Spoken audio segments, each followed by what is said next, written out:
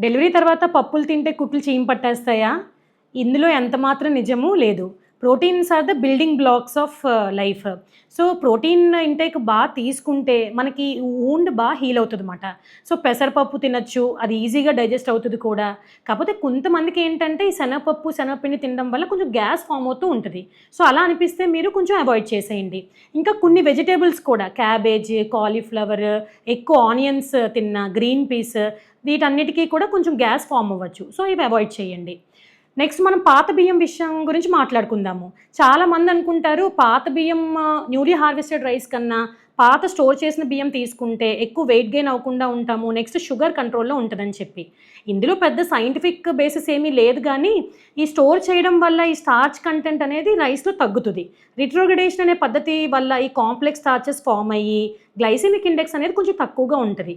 అంతే తప్ప అంత సూపర్ అడ్వాంటేజ్ అయితే ఏమీ కాదు.